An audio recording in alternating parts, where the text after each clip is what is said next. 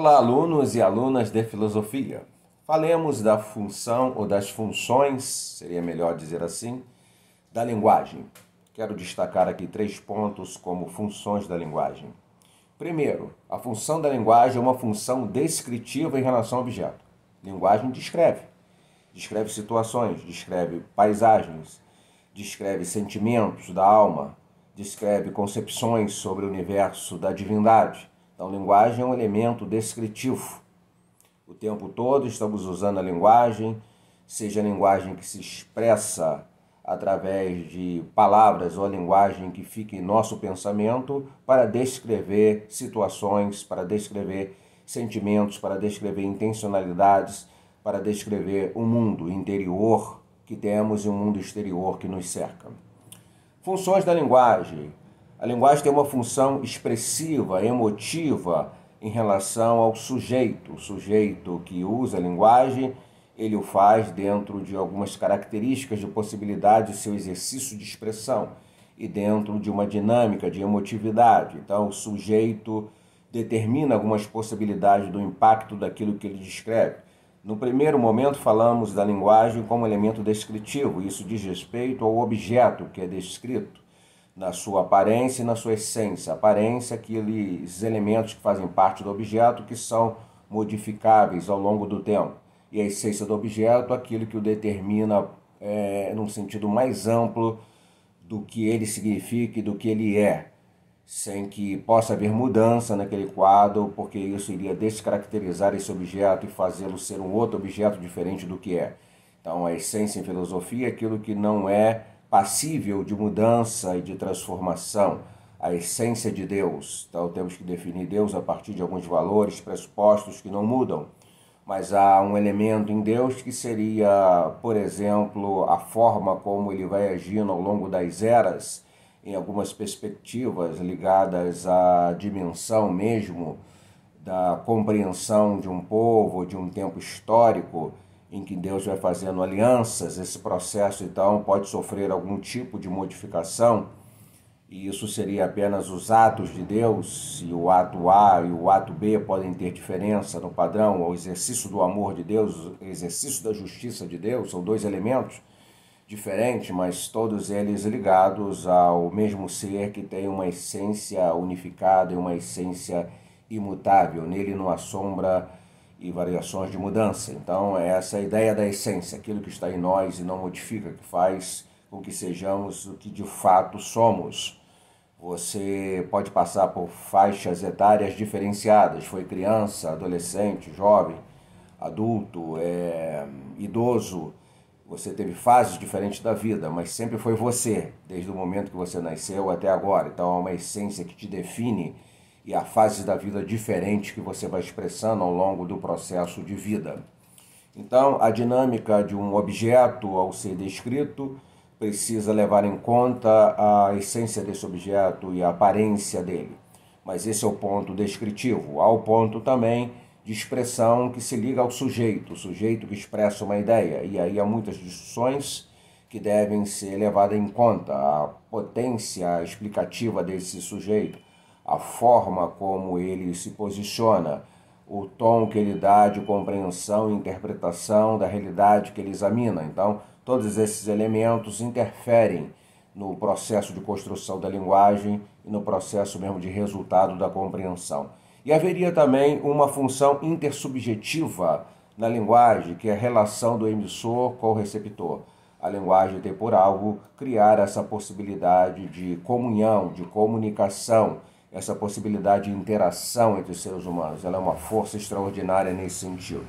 Aqui, então, poderíamos levar em conta algumas observações analíticas sobre a função descritiva, a função comunicativa e a função existencial da linguagem. Na função descritiva, se exacerba o valor de uma expressão científica, normalmente, com a ideia de que a clareza e a exatidão e a objetividade é o que a linguagem científica busca. Essa seria uma linguagem soberana, seria a única linguagem válida efetivamente nas relações humanas. Isso se faz em detrimento de apreço ao valor da linguagem comum, da linguagem poética, da linguagem mística, devemos entender que o ser humano é produtor de diferentes níveis de expressões de linguagens e cada uma delas tem o seu valor. Na condição humana, há tanto valor para a linguagem científica quanto há valor para a linguagem poética, para a linguagem religiosa, para a linguagem artística em geral. São linguagens diferenciadas que ajudam a compreender o ser humano e dão sentido específico a algumas questões que dizem respeito à efetivação dessa natureza humana e a sua relação no espaço social e a sua construção dentro de uma dinâmica civilizatória. Na linguagem comunicativa, nós temos a linguagem como fator de sociabilidade. Isso é importante demais. A linguagem atua para criar laços, para criar aproximação entre os seres humanos. Claro que podemos ter aqui também uma ideia que seria o inverso disso. A linguagem utilizada para criar preconceitos, a linguagem utilizada para fazer com que pessoas tenham um sentimento de inferioridade. A linguagem pode ser um uso também equivocado e um uso destrutivo, mas ela pode ser um fator de sociabilidade. A linguagem como elemento de doação e recepção é um ponto importante.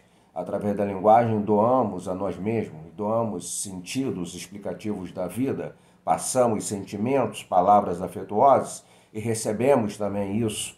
Então essa reciprocidade de trocas de palavras e de exercícios de linguagem que sejam construtivos de cidadania e que valorizem a dignidade humana é muito importante para a vida social. A linguagem como elemento de formação educativa, nesse aspecto da sua força comunicativa. Ela educa e pode efetivamente educar para uma sociedade melhor, a cada momento, a cada instante. E a linguagem também tem a sua função existencial, e aí nós temos que entender a linguagem, a palavra que procura dar sentido à totalidade dos mistérios da vida. A linguagem, então, é um conjunto de palavras que pode perfeitamente dar sentido aos mistérios da vida. Pode dar ao ser humano um sentimento de melhor possibilidade de existência, de superação dos seus dilemas, de contradição em relação à sua dor, de transformação do sentimento de angústia em esperança. E isso é muito feito no contexto do exercício da religião. As religiões, em geral, tentam trabalhar com essa ideia de dar ao indivíduo uma consciência, uma serenidade diante dos problemas, desafios e sofrimentos da vida. O cristianismo, portanto, é uma expressão de religiosidade muito atento a essa dinâmica. Há muitas palavras no contexto da Bíblia que levam as pessoas a ter esperança de dias melhores, de superação das suas dores, desafios, dificuldades e sofrimentos. E isso é um papel que uma linguagem pode cumprir. Imaginemos então o sacerdote pastoral ali, o pastor, trazendo palavras que sempre possam trazer alento ao coração das pessoas diante das agruras da vida. Isso é um ponto importante e interessante no exercício de existência e efetivação da linguagem. Gostaria de, nesse momento, então, estar encerrando o fluxo dessas questões que vimos aqui sobre filosofia e linguagem, dizendo que há uma relação do pensamento com a linguagem. Ela é uma relação autêntica. Uma linguagem nítida, coerente, viabiliza a expressão exata do pensamento. Então, um pensamento bem comunicado é um pensamento que vai se expressar com nitidez, com lógica e com senso de racionalidade. O pensamento precisa ter boa estrutura de linguagem para ele se expressar.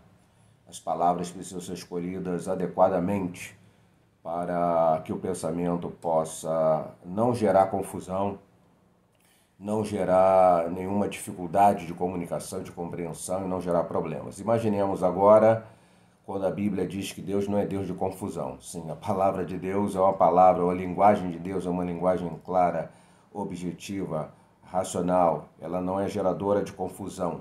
Então, aquilo que Deus fala expressa adequadamente o seu pensamento e todos entendem o sentido. Isso é extraordinário. É a relação do ser com a linguagem. Isso é um ponto também importante. O ser que somos, no sentido de humanidade ou de singularidade, se expressa na linguagem. Então, a linguagem é definidora do ser. O ser humano é definido pela linguagem. É um campo de conhecimento específico que usa a linguagem para a compreensão do ser humano, que é a antropologia. A relação do outro com a linguagem como forma de socialização, como já destacamos aqui alguns pontos. Portanto, seria interessante dizer e concluir que a filosofia é uma linguagem para a compreensão de si mesmo, do universo exterior e das outras linguagens que operam essa tentativa. É importante a linguagem. Cultivemos o exercício de uma boa linguagem na compreensão da vida e na compreensão de nós mesmos.